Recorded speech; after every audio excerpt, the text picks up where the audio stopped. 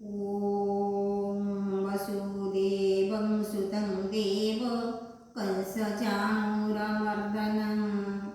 देवकी परमानन्दं कृष्णं वन्दे जगद्गुरो गुरुगोविन्दाय नमः। আজি অতি বড়ি জগন্নাথ দাসଙ୍କର ଶ୍ରୀମଦ୍ଭାଗବତରୁ ମୁଁ ଚାରୋଟି ପଦ ନେଇ ମଣିଷକୁ କିପରି ନିନ୍ଦା ହିଂସା କ୍ରୋଧ ଅହଙ୍କାରରୁ ଦୂରେଇ ରହିବାକୁ ଜଗନ୍ନାଥ ଦାସ କ'ଣ ଶିକ୍ଷା ଦେଇଛନ୍ତି ସେତିକି ମୋର ସୀମିତ ଜ୍ଞାନରେ ଆପଣଙ୍କୁ ଯତ୍କିଞ୍ଚିତ୍ କହିବାକୁ ଯାଉଛି। ଅତି ବଡ଼ି ଜଗନ୍ନାଥ ଦାସ ଶ୍ରୀମଦ୍ଭାଗବତରେ କହିଲେ, ପରନିନ୍ଦୁକ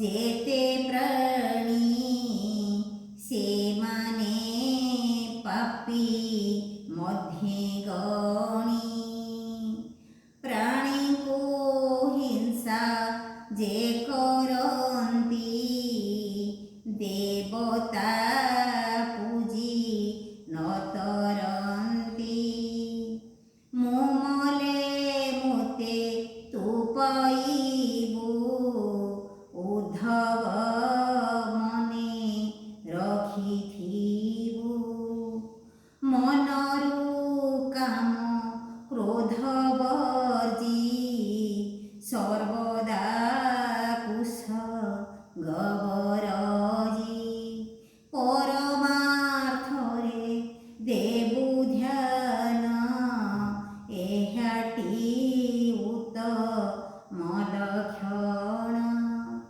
ଅର୍ଥାତ୍ ଜଗନ୍ନାଥ ଦାସ ଶ୍ରୀମଦ୍ଭାଗବତରେ କହୁଛନ୍ତି, ମଣିଷର ମାନବୋଚିତ ଗୁଣ ନୁହେଁ ଅନ୍ୟକୁ ନିନ୍ଦା କରିବା, ଅନ୍ୟକୁ ହିଂସା କରିବା, ଅନ୍ୟକୁ କ୍ରୋଧ କରିବା, ଅହଙ୍କାର ଭିତରେ ମନ ଭିତରେ ଅହଙ୍କାର ପୋଷଣ କରିବା, କାହା ପ୍ରତି ଈର୍ଷା ହିଂସା ଅସୂୟା ଏସବୁ ରଖିବା।